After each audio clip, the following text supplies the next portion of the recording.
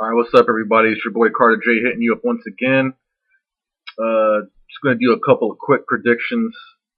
Pretty short and sweet for this weekend's fights. Got Miguel Cotto versus Delvin Rodriguez at 154 pounds. Let's take a look at Miguel Cotto. All right, Miguel Cotto, true warrior, just lost to Austin Trout. I believe it was back in October. And you know, Miguel Cotto clearly got, outworked in that fight. Before that, he lost to Floyd Mayweather. And the big question everybody wants to know, is Miguel Cotto done? Does he still have it in him? And it's me personally, I don't want to say that I think he's done, because he did put up a very good he put up a great amount of effort when he fought Austin Trout. It's just that he just got clearly outworked. If you look at when Chad Dawson fought Adonis Stevenson, Chad Dawson went down in the first round pretty quick. So that right there, to me, distinguishes a huge difference when you can tell when the fighter's done or not. Miguel Cotto has been in through wars, man. He's been through jungles of Vietnam. He's been through the beaches of Normandy. And he's been through it all, man. Miguel Cotto has been there, done that. I mean, his fucking resume is ridiculous. Fought Zab Judah, Joshua Clottey, Pacquiao, Mayweather, Mosley. The list goes on and on and on, man. Miguel Cotto, I take my hat off to him. For some weird reason, the fight could, not happen due to an injury in training. I know it's coming up real soon, but I'm just saying, if it was to happen, I would still respect Miguel Cotto. Like no lie, I would still respect that man. He always looks for the hardest, toughest challenges. Always, man. And you really have to commend a fighter like that at all times, man. The one big concern that I see with Miguel Cotto is with him switching over trainers to Freddie Roach. I don't know what to think about that, man, because Freddie Roach is one of those guys that does not preach body work and defense. Every time I see him, train a fighter, man, they always have troubles in that area. I don't know what to think of that, honestly, man. I don't know if it's going to hurt him or help him. I see Freddie Roach, he be telling his fighters sometimes, he don't explain to them in detail how to, get a knockout or, to do a certain punch. He'll just tell a fighter, hey, man, we need a knockout right here, this and that. And I don't feel Freddie Roach explains enough, strategy, tactics, and depth when it comes to when his fighter's in the heat of battle, man. So, we'll see how that plays out for him. Moving on to Delvin Rodriguez, I actually have watched most of his fights. He was on ESPN Friday Night Fights. He fought Freddie Hernandez. He fought Austin Trout before Austin Trout fought Miguel Cotto. To me, he's not a bad fighter. He's not terrible. He's decent. He's an average level fighter to me. Doesn't really do anything spectacular that stands out. Doesn't really have any huge names on his resume other than Austin Trout. And like I said, this is before, Austin Trout fought Miguel Cotto, so nobody didn't know who in the hell Austin Trout was at that time. So, decent little fighter, man. Like I said, he puts combinations together okay. His footwork's okay. He kind of likes to, work off the jab and then kind of keeps moving around his opponent a lot. And then he likes to come in with the combinations when the time is right. You know what I'm saying? But still doesn't do anything, enormously spectacular that that could that can excite an average boxing fan, if you want to say that. Going to this fight, Miguel Cotto's fight's going to take place in Orlando at the Amway Center. I know that place. I've been there before. Miguel Cotto is going to have a huge home advantage come into this fight. A lot of Puerto Ricans in Orlando. So they're going to be cheering for Miguel Cotto, no doubt, man. And I actually saw Miguel Cotto in training, man. He looked in really good shape. He looked really poised, looked really determined. I could tell from his training camp, man. He took it really serious. I mean, Miguel Cotto always takes his training really serious, man. He never jokes around, he doesn't clown around, none of that bullshit, man. He's always very serious, man. But in this training camp, man, he looks really cut. So it's gonna be interesting to see, man. Miguel Cotto is coming in to make a name for himself. He still wants to hang in there and show people that he's not done. And I'm just gonna have to go with what's right on paper. You know what I'm saying? Delvin Rodriguez has a height advantage. We'll see if he could use that to his ability in this fight.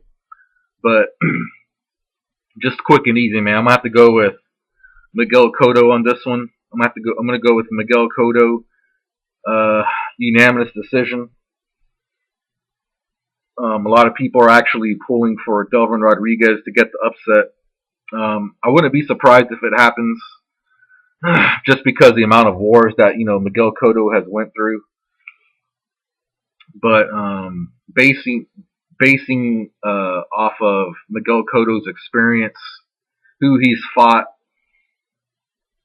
I'm just gonna have to go with Miguel Cotto on this one, man. He's gonna have a huge hometown advantage. If Delvin Rodriguez does pull off the upset and becomes victorious, he does have some viable names at 154. You got Carlos Molina. He could probably go after K9 Bundridge. That would be that'd be a pretty good step up in competition for him. If Miguel Cotto could come out on top, he could probably get one last huge payday, probably against Canelo Alvarez. I heard something about Miguel Cotto signed a contract where I think he has like a certain amount of fights that he has to do. I'm not really too sure on that. I see Miguel Cotto retiring if he does lose this fight, but I will still take my hat off to him and give much props and respect to Miguel Cotto, man. But that's how I see this fight going down, man. I see Miguel Cotto taking it down, unanimous decision. And then we're going to move on to the next task at hand, if you will. The heavyweight division, Vladimir Klitschko versus Alexander Povetkin. I actually did have to go back and watch some of Alexander Povetkin's fights. I wasn't really too familiar with the name. I watched his fight against Marco Huck and Asim Rahman. And I studied this guy.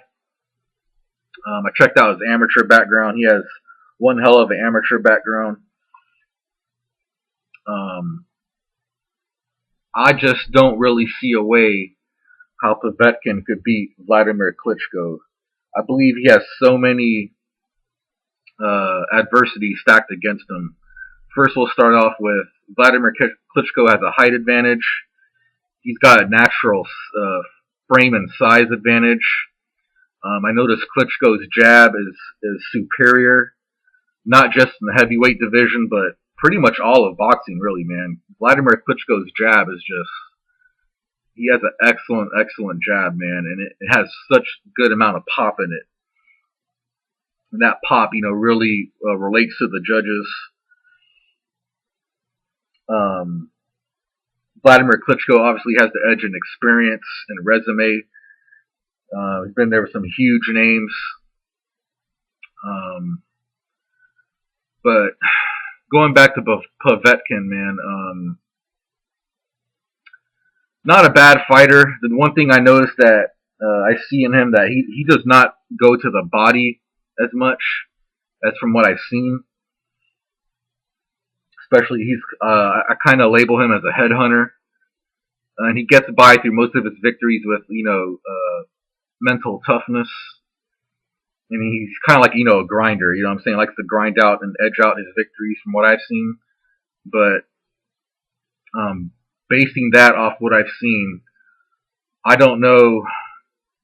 I seriously don't know how he's gonna beat Klitschko if he does not use the proper body work, especially in the early rounds. Povetkin's really gonna have to go to the body early in the fight and try to wear down Klitschko, man, because he's a big ass dude, man.